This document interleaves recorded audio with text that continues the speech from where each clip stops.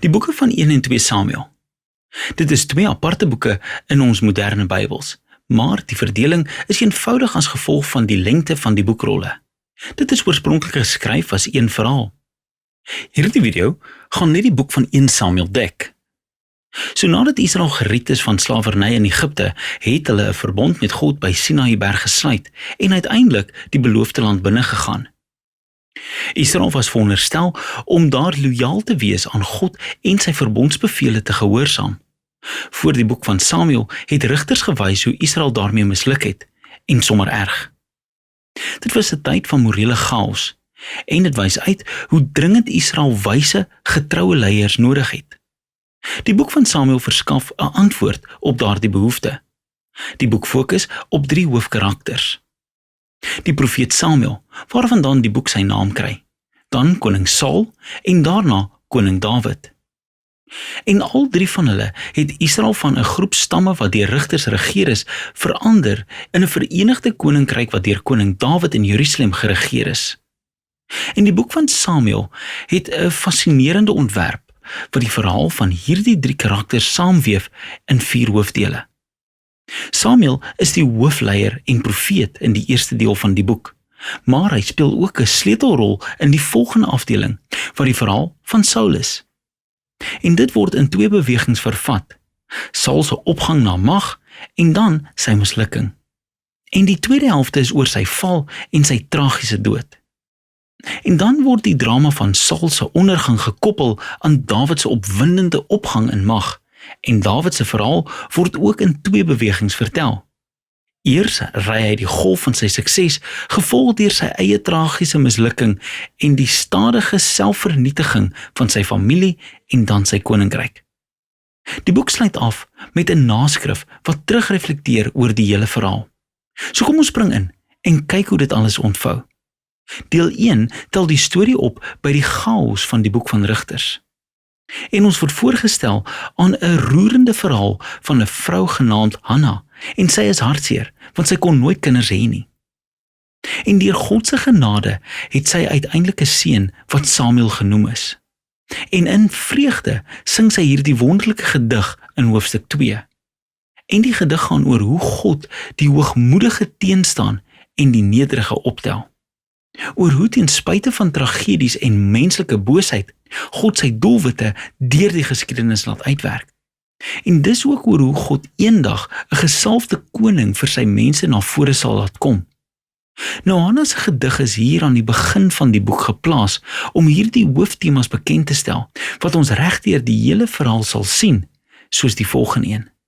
Samuel word ouer en word 'n groot profeet en leier vir die mense van Israel op dieselfde tyd wat die Filistyne tot mag verrys as Israel se aardsvyande. En in hierdie kritiese geveg raak die Israeliete arrogant en in plaas van bid en God se hulp vra, neem hulle die verbondsark uit as 'n tipe magiese trofee wat hulle outomaties die oorwinning sal gee. En as gevolg van hulle arrogante aanname, laat God toe dat Israel die stryd verloor en die ark word gesteel. So die Filistyne neem die ark en plaas dit in die tempel van hulle god, Dagon. En dan verslaan die God van Israel die Filistyne en die god Dagon sonder 'n weermag deur plan na die mense te stuur.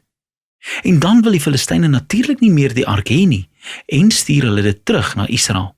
En die punt van hierdie klein verhaal is dit: God is nie Israel se trofee nie. Hy staan hoogmoed te onder die Filistyne, maar ook onder sy eie mense. En dus moet Israel nederig en gehoorsaam wees as hulle God se seën wil ontvang, wat die volgende groot gedeelte inlei. Die Israeliete kom na Samuel en hulle sê: "Haai, ons wil 'n koning hê soos al die ander nasies het. Gaan kry vir ons een."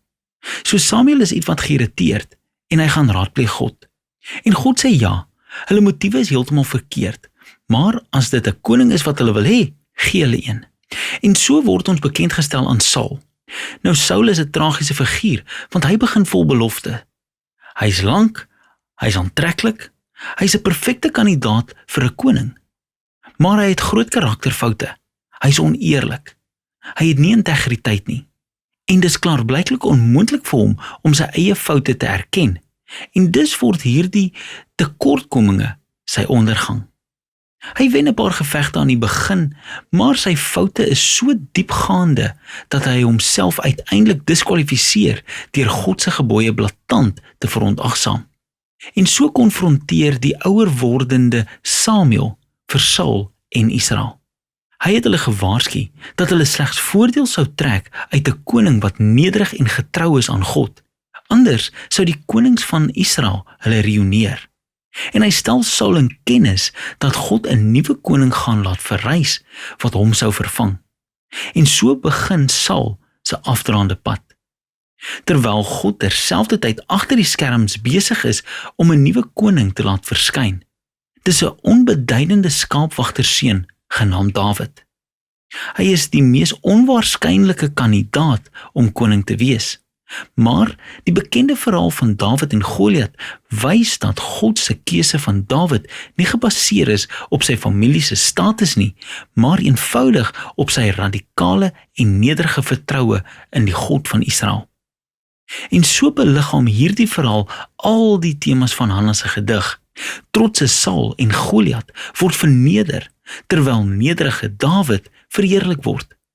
Van hier af sien ons hoe Saul stadig in kranksinnigheid versink, terwyl Dawid in mag verrys. So Dawid begin vir Saul werk as 'n generaal. Hy wen al die gevegte en hy wen ook al die roem. So Saul raak jaloers en begin Dawid vervolg, maak jag op hom en probeer hom doodmaak. Dawid het niks verkeerd gedoen nie, dus vlug Dawid net en wag in die wildernis. En hier sien ons Dawid se ware karakter. Hy het talle geleenthede om Saul dood te maak, maar hy doen dit nie.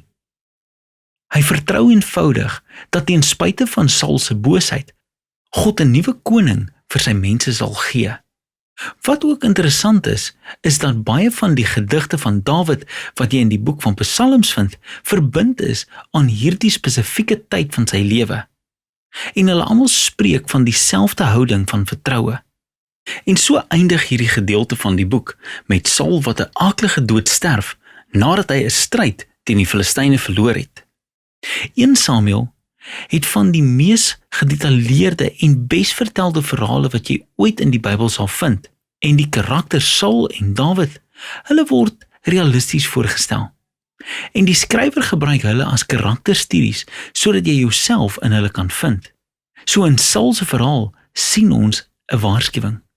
Die noodsaak dat ons sal nadink oor ons eie karakterfoute en hoe dit ons en ander mense seermaak. En met God se hulp moet ons nederig wees en ons donker kant hanteer sodat Saul se verhaal nie ons sin word nie. Dawid aan die ander kant word voorgestel as 'n voorbeeld van geduld en vertroue in God se tydsberekening in ons lewens.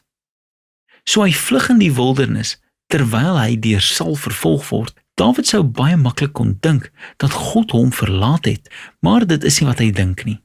En so moedig Dawid se verhaal ons aan om te vertrou dat ten spyte van menslike boosheid, God besig is om sy wil te laat geskied, om die hoogmoedige teen te staan en die nederige te verhoog. En dis waaroor 1 Samuel gaan.